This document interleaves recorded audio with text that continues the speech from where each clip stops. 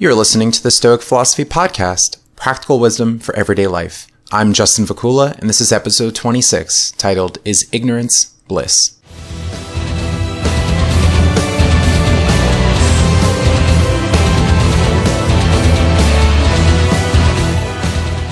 Visit my website at justinvacula.com, where you can connect with me on social media and see past content on SoundCloud, YouTube, iTunes, and Stitcher. Support my work by becoming a donor through Patreon or PayPal. Share, comment, like, subscribe, and leave a review to help support my efforts and keep this project going. Some of the stressors in daily life may come about as a result of facing reality, hard truths to accept about life, some may say.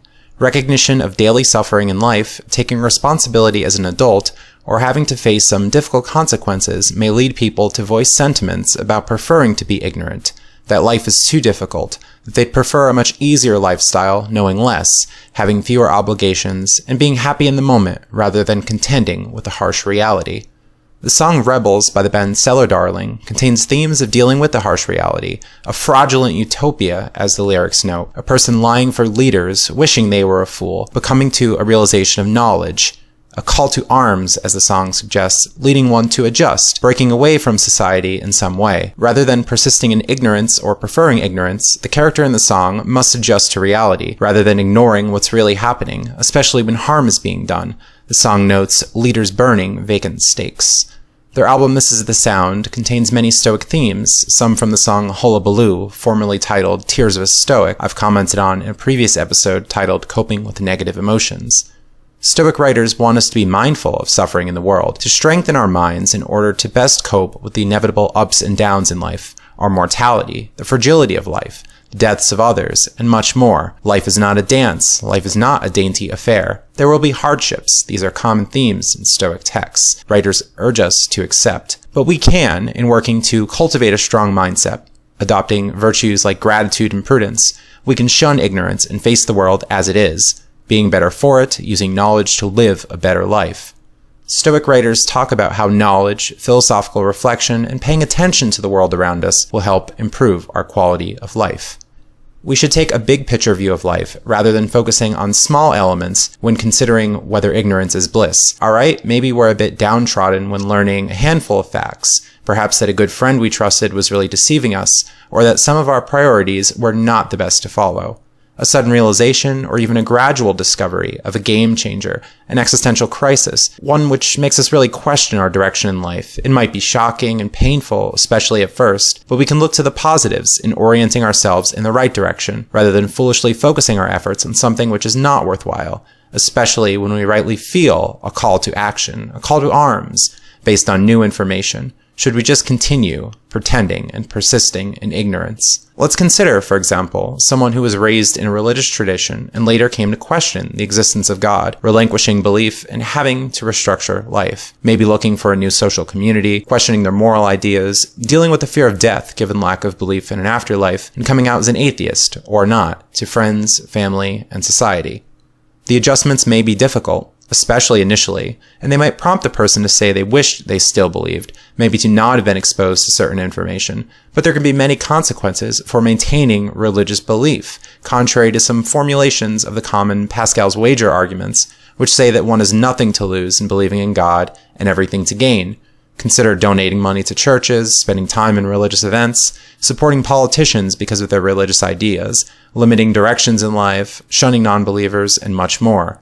Hopefully we can go along and adjust to new information, having a more accurate picture of the world, looking to improve our beliefs and the reasons we have for them, discarding ideas when we find they have no solid grounding. Let's have the courage to face adversity, overcome challenges, and be better for it, rather than dwelling in ignorance. We might envy people who, as we think, seem to have it easy, living with few worries, going about their day in ignorance. But at what cost might that come? Is there room for personal development? Which goals are being accomplished? Are there any goals? Are they engaging with the world? In which areas of life are they faltering? Are they making good life choices? Are they being taken advantage of? And are they spending their time well? Shall we envy the life of someone who, for instance, watches mindless television programs throughout the day, eating frozen dinners, facing no challenge, not improving in some way? That's surely not a life I'd like to live. Perhaps we can look more away from that extreme and consider some areas of ignorance. Maybe we can disengage from 24/7 news streams and be better off for it. For what benefit might we gain in spending time reading about the political stories of the day, what celebrities are saying on Twitter, the drama, all of this and that disaster in the world, bloody conflicts, ongoing problems like human-animal suffering, environmental concerns. Perhaps it pays to know something about daily strife, but exercising moderation can be key, to not completely tune out or be immersed, but rather to be aware and adjust our lives accordingly. What can we do about the suffering in the world? We can question the use of our time and whether we're using it well. We can make small adjustments in our lives and help others in some way, help make the world a better place with some information, rather than being completely oblivious and disengaged. Let's look to passages from Stoic writers on this topic of whether ignorance is bliss. Marcus Aurelius, in his final passages of Book 4 in his Meditations, urges himself to prioritize reason, follow reason wherever it happens to lead him. He notes the benefits of living a life of reason as opposed to ignorance. He writes, "Say and do everything in conformity with the soundest reason. For such a purpose frees a man from trouble and warfare and all artifice and ostentatious display." Here, we again see this theme, common in Stoic texts, people focusing their efforts on the wrong things, matters we shouldn't concern ourselves so much with, like appearance. Artifice and ostentatious display, Marcus writes. The ignorant person has simply gone astray on the Stoic view. They have prioritized appearance to such a high level, thinking that this is a supreme good, and they squander time in doing so, perhaps relying too much on external approval, wanting to impress others based on looks, rather than simply conducting themselves well and focusing on themselves, relying too much, especially, on strangers' approval. Maybe it's just not worth it.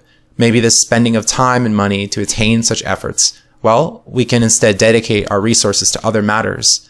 Stoics call on us to question our values, to ask what is really worth it, to be mindful of our priorities and to question them. Marcus also writes about being free from troubles, that reason can lead to more contentment. I see having a strong mindset really being of great benefit when considering this verse. The person applying Stoicism to everyday life may be much better capable to, as the popular expression goes, grin and bear it, while others will be extremely distraught and create problems for themselves, especially focusing on things outside of their control, worrying so much, blaming others, endlessly complaining, and being angry.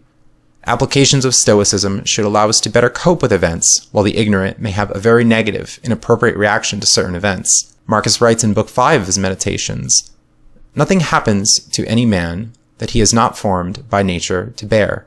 The same things happen to another, and either because he does not see that they have happened, or because he would show such a great spirit, he is firm and remains unharmed.